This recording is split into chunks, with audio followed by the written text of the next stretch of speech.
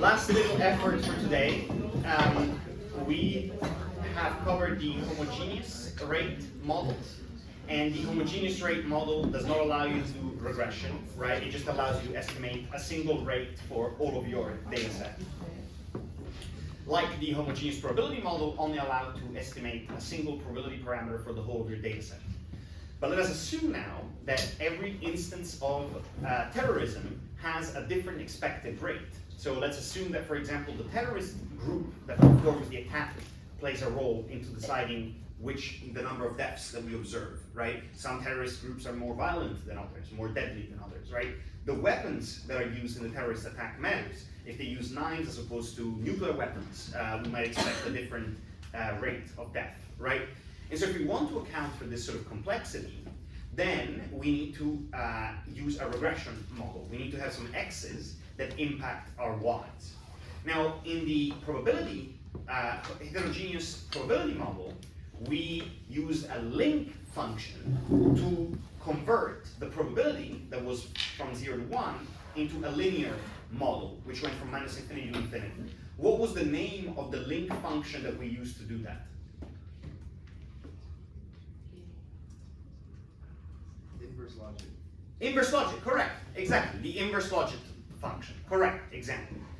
Now, in the heterogeneous rate model, right, we go on our mu is on the log scale.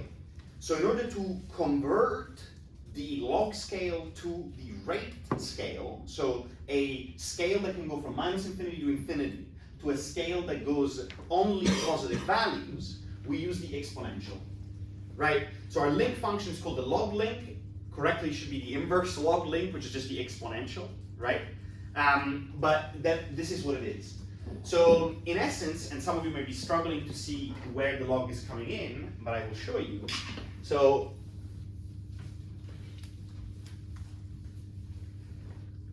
you remember that if our y was a dichotomous variable, right? Can everyone see this or not? No, right? It sucks. Let me do it with a different color. Is this better? Yes. Yeah? Okay. So if our dependent variable could only take values 0 or 1, what distribution do I use to model it? What distribution models values that are only 0 or 1? Bernoulli. The Bernoulli distribution, right? So I could say y is distributed of a Bernoulli distribution, right? Now suppose that I have a heterogeneous probability model. Does my pi, is it constant or does it vary by individual or subject in my model? Varies. It varies, right? So I have an I here. And then the way I go about, and then how do I have my pi, right? And I want to make it a function of some coefficients, beta 0, plus beta 1, some regression parameters, right? And some covariates, right? What do I have to do to pi in order for this equation to be correct? I have a model on the linear scale, right? So you can take minus infinity to infinity. And then I have to squish pi in order for it to be able to only be between 0 and 1, right? So what I have here is the log odds of pi, right? Is equal to this. Does that make sense? Is everybody with me on this? Questions on this before we move on to the next? No, it's good, okay? So this was logistic regression. Now, suppose I have a y that can take this, the correct way to write it is this, right? So this is all integers from 0 to whatever large number it is. So that would be like 0, 1, 2, dot, dot, dot. So y can take all these, any of these integer values. What is the distribution that we use to model integer values? Counts. Lambda. No. Poisson. Poisson, right? The Poisson distribution we use to model integer counts. So y is distributed of a Poisson distribution, and what parameter is the Poisson distribution indexed by? Lambda. Lambda. And does, in a heterogeneous rate model, does lambda vary by subject or by instance, or is it constant? varies. It varies, right? So I have this. And so now, once again, lambda though, what values can lambda take?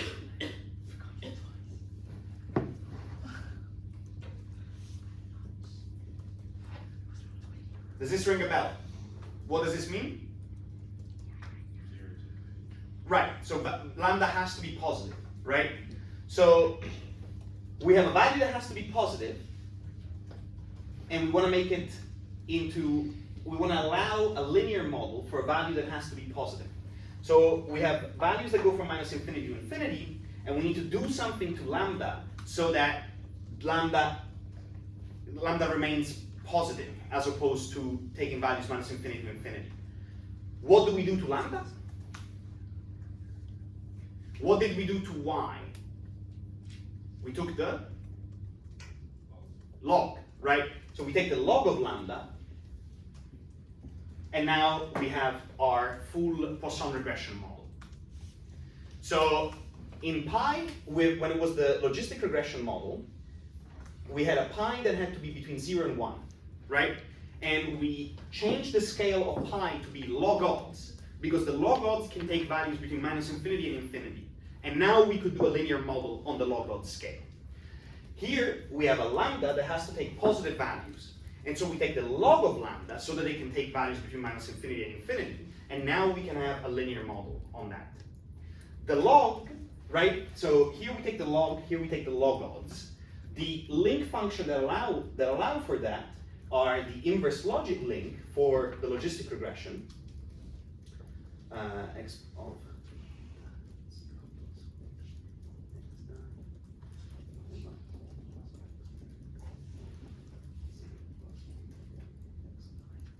Right? This is the inverse logic link. That should be familiar. For whom is this not familiar? Okay. And then the link function for the regression model, for the Poisson regression model, is just the exponential function. So x of beta 0 plus beta 1x. So for the link functions, the question you have to ask yourself is, what is the function that if I have a linear model, so a model that can go from minus infinity to infinity, I can use to squish that into the desired range. So the desired range for a Poisson regression is between 0 and infinity. And so taking the exponential of a minus infinity to infinity variable leads to 0 to infinity outcomes, right? In the logistic regression, I need it to be between 0 and 1, so I have to take the inverse logic link of a minus infinity to infinity variable in order to have values between 0 and 1. Let's take a minute to digest this. I want people to ask questions about it.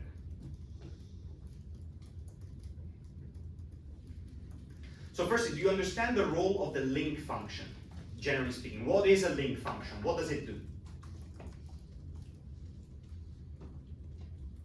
It converts like the scales of our data, our expected dependent variable. Speak up a little bit. It converts the scales of our dependent variable to what we want it to be. You're close. It converts the scale of my linear model to what we want it to be. So I have a linear model. My linear model can take values Negative infinity to infinity. from minus infinity to infinity.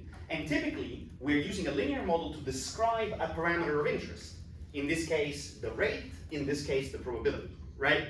So we want to squish our linear model into the range of the parameter that we're trying to estimate, right? The range in the logistic regression was 0 to 1, and so we use the inverse logic link to do that.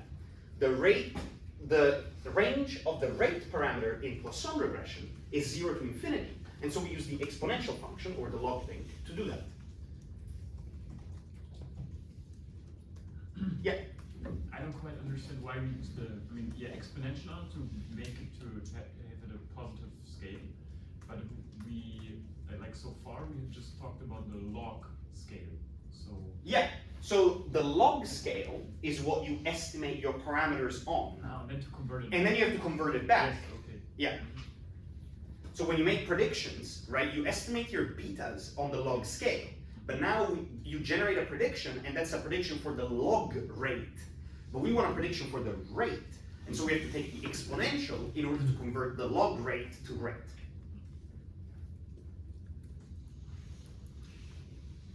More questions?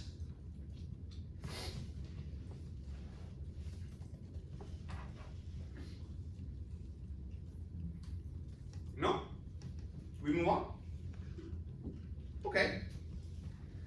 So that's what it looks like, right? So again, we have a bunch of x's and beta, and they have a deterministic relationship with our parameter mu, right? Mu in this case is the log.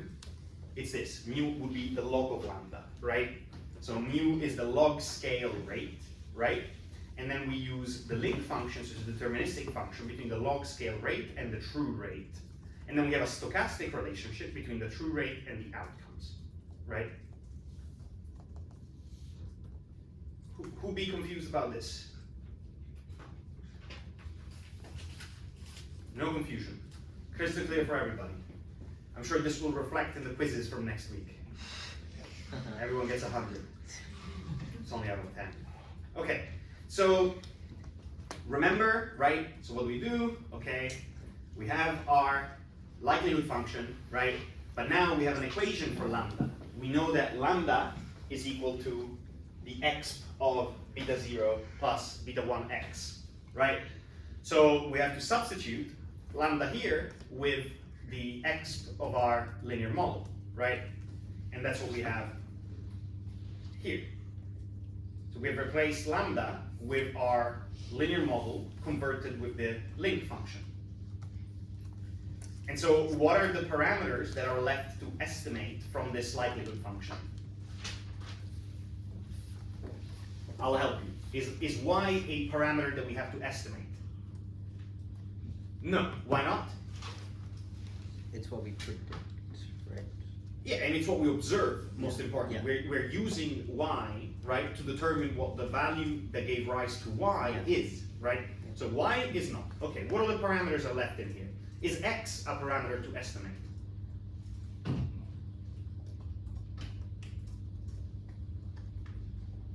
What is x?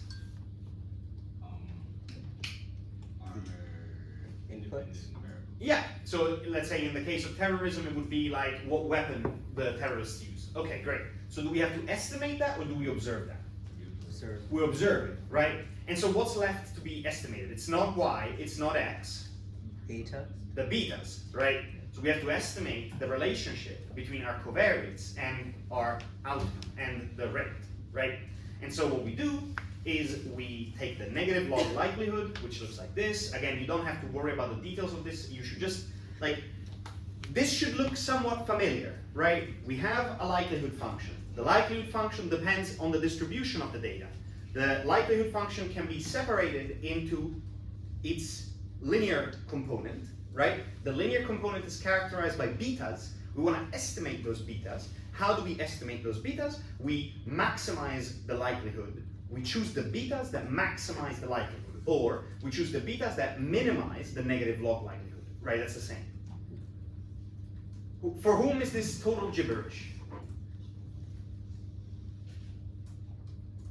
You can say it, it's fine. We have a gibberish? A bit. What parts can I elucidate for you? None, please, none. Okay. Go on, please. Okay.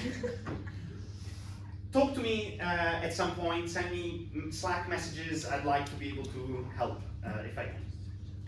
Okay, so we pick the betas that maximize the likelihood, or we pick the betas that minimize the negative log likelihood. Now, you remember that for linear regression, could we do that by hand? Could we solve the system of equations to find an optimal beta in the linear regression?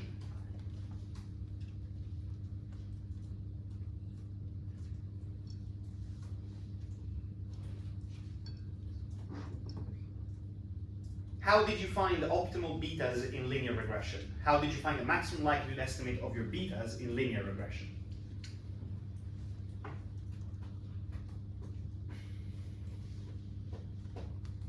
The mean of the That's for the homogeneous case, right? What about the heterogeneous case, your betas?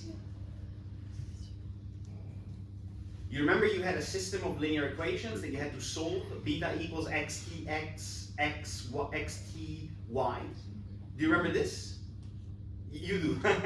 So if you have a system of linear regression you can solve. Okay, for the linear regression, you could solve it by hand, it's just very hard. But typically we just used what? Instead of doing it by hand, what did we use to optimize this function?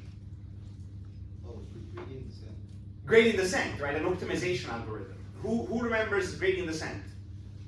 Who understands how gradient descent plays a role in this? Can somebody explain to me what gradient descent would allow us to do in this case? Maybe from that crowd, like kind of top left over there that hasn't said much. How would I use gradient descent in this case? What would it allow me to do?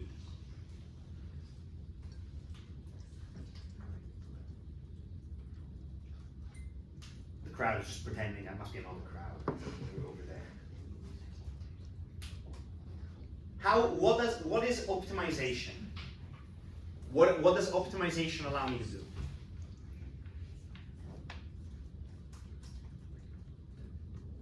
Give it a shot.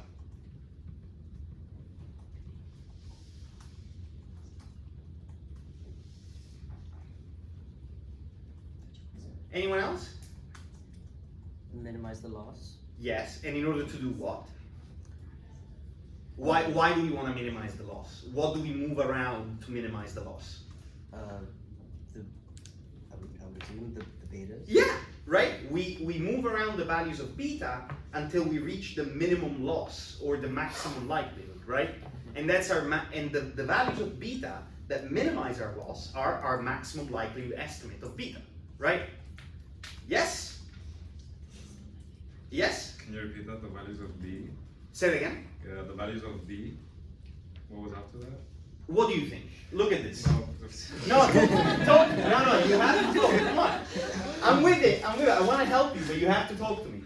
So what do we want to do? This is the likelihood, right? And we want to get to a maximum likelihood estimate, okay? So what are the parameters we're trying to estimate here? Is y a parameter? Yeah. Do we observe y or do we not know y? No. Perfect. So I will help you. Y is the number of people killed in a terrorist attack, right? You observe it, Yeah. right? Okay, great. And then X is the weapon used, 1 or 0. It's a variable that is 1 or 0, and it tells you the weapon used in that particular terrorist attack. Do we observe it or do we have to estimate it? The weapon used. Yeah, Observe it. you observe it, right? Okay, so there is 3 things in this. There's betas, there is X's, and there is Y's. And you know that you have to find a maximum likelihood estimate of something, right? Y you know, X you know because you observe it. What's left to estimate? There's 3 things. X, Y, and beta. Y you know, X you know, what's left to estimate? Beta. Right. But you understand? Yes. Yeah. Okay. So you estimate the beta. How do I estimate the beta? Do I want a beta that is very unlikely to have led to the data that I see?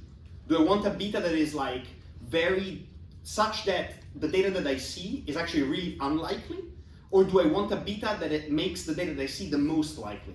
The most likely. But do you understand that thinking? Okay. And so in order to find the beta which makes the data that I see most likely, what do I do? Talk to me. What do I do? I move around the beta, right, until what? I don't know. You do know, man. Come on. I move around the beta, right? I test different values of beta until something is maximized, right? What is that thing that has to be maximized? The maximum Say the next word. likelihood. Likelihood, right? And where is the likelihood here? Like, where is the likelihood? What do you mean where it is? Well, it's right here, I guess, right? So you plug in values of beta until this function reaches its maximum, right? You test different values of beta until this function reaches its maximum. And then once you have that maximum, those are the values of beta that are the maximum likelihood estimates. Does that make sense? It really makes sense? Yes. Okay. Was that helpful? No. What is beta? Still. Sorry? What is beta? Beta, what, you tell me, what is Oh. beta? What is beta here? Tell me, what does this look like? Beta 0 plus sum of beta x. So x is the weapon used. Right. What could the beta attached to a specific x mean?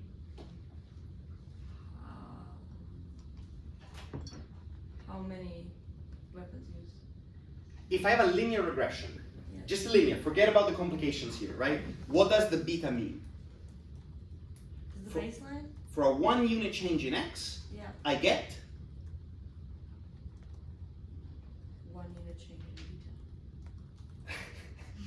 a beta change in y, right? Oh, so it's We have done this many, many times before. So here,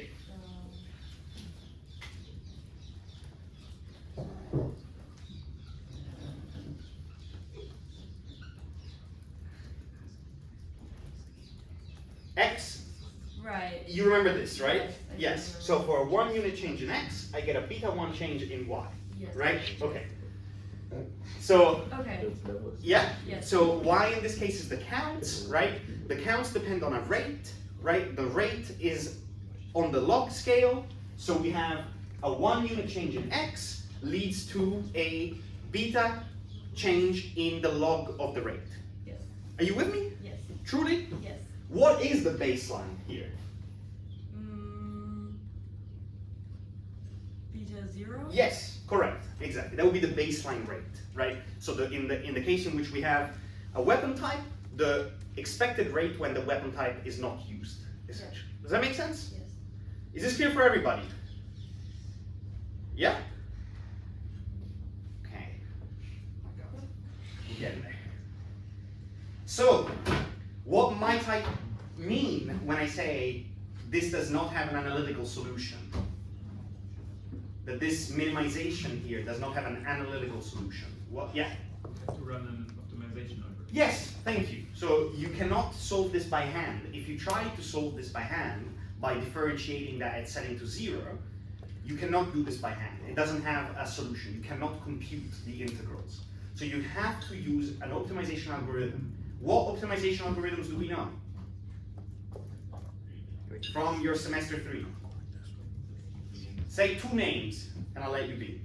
Adam. Adam, that's one. Gradient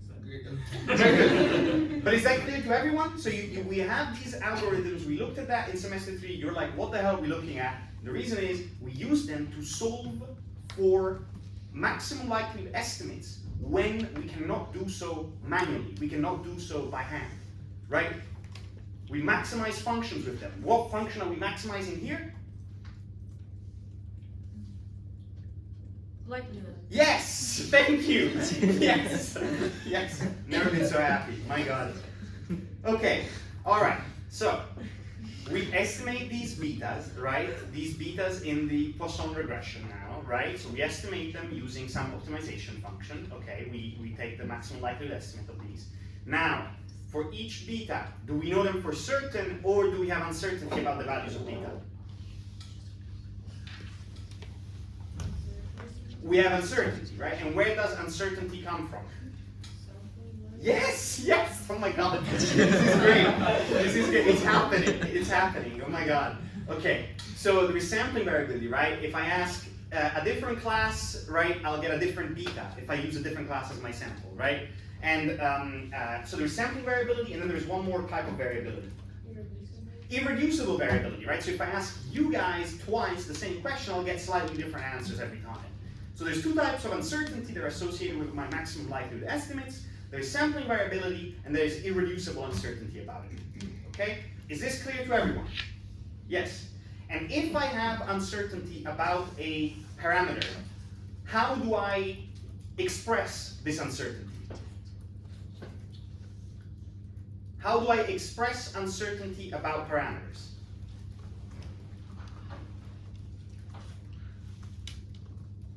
Distribution distribution, right? We have a distribution, right? The empirical posterior distribution of a parameter, right? And so I have a bunch of betas. Let's say I have 10 betas. Are the posterior distributions of the betas independent, or are they related to each other? They're a joint distribution. They're in a joint distribution, exactly. Which means what? If you had to explain it in words? We have to simulate them from the same distribution. Yes, but why is that? So let's say I have two betas, and I tell you that they're highly negatively related, and then I give you the value of the first beta. What does that tell me about the second beta?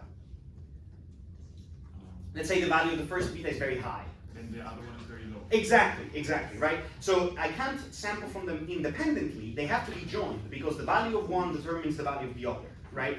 So I have a joint distributions of the betas. Why are the betas correlated? What is it about the data that makes the betas correlated?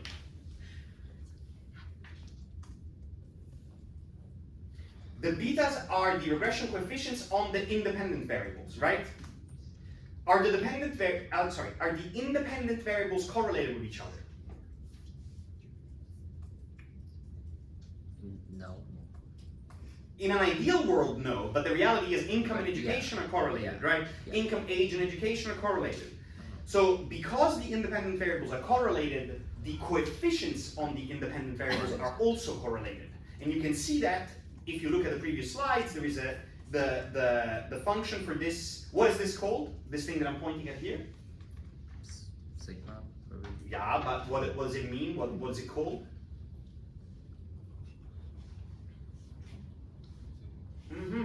Matrix. Covariance. Covariance matrix, right? Which describes the way in which two coefficients co-vary, right? Yes? Yes. Yes, okay. So if you look at the previous slides, you will see that sigma depends on the x's, right? So if the x's are correlated, the betas are correlated, and that information is stored into sigma. And then this is what? The expected value of each beta is equivalent to what?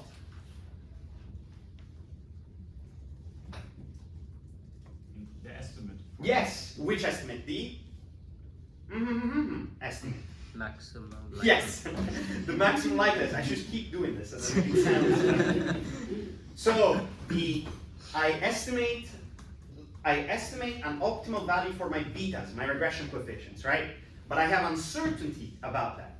I know that the most plausible value, so the expected value of that beta, is the maximum likelihood estimate. But I also have uncertainty. I have variance around that beta, which comes from sampling variability and irreducible uncertainty. And the degree to which I have variance is described into the covariance matrix, right? Yes? If I have a covariance matrix that shows very, very, very small variance or small standard deviations around my betas, does it mean that I have a lot of uncertainty or little uncertainty?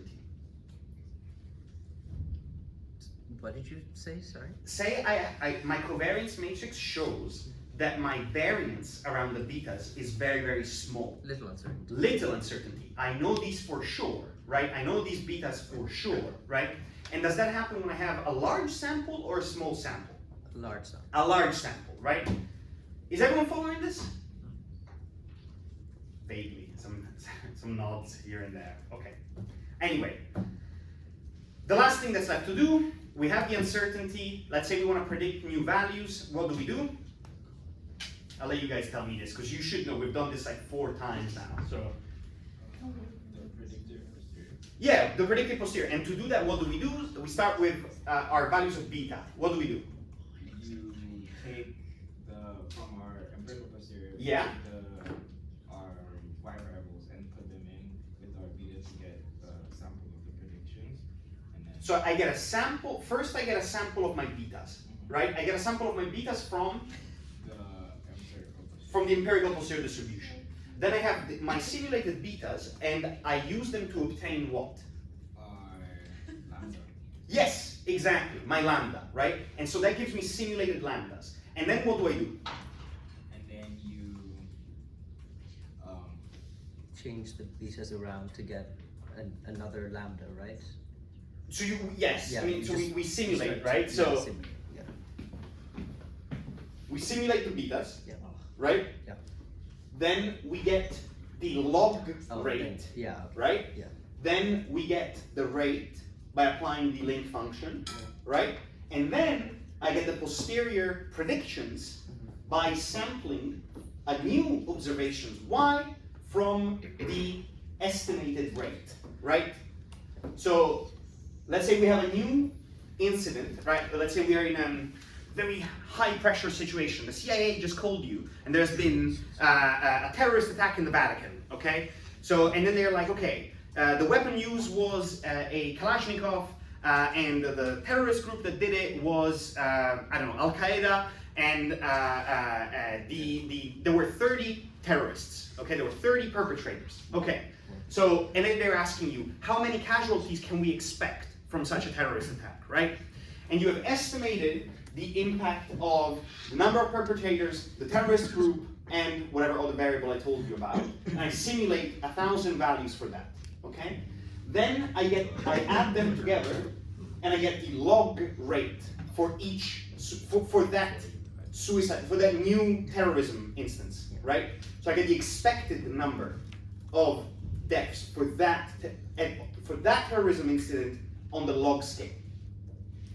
Then I take the exponential of that and I remove it from the log scale and I bring it to the counts scale, right? So now that's the expected number of deaths, but that doesn't account for the distribution of the Poisson, right?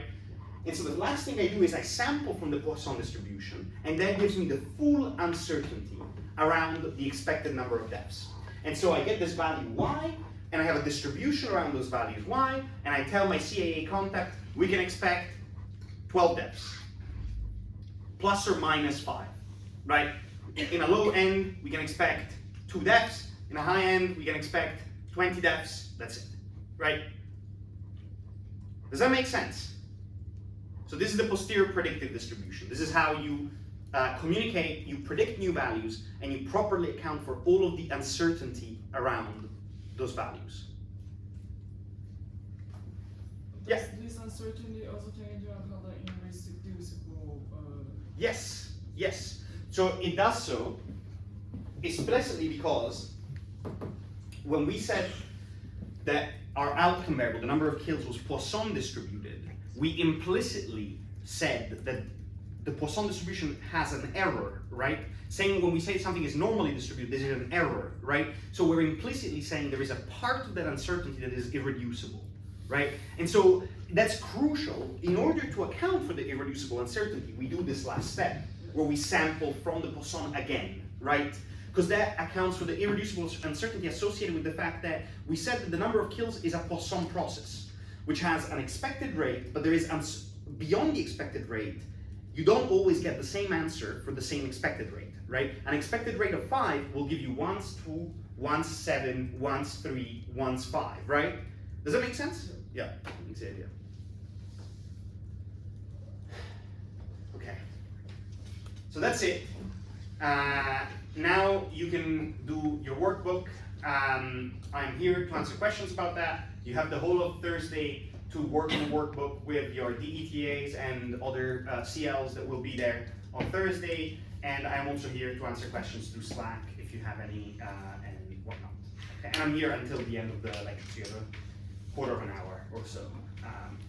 I recommend you at least open up the workbook and check it out. The workbook is about this terrorism example. So in fact, I will quickly show you.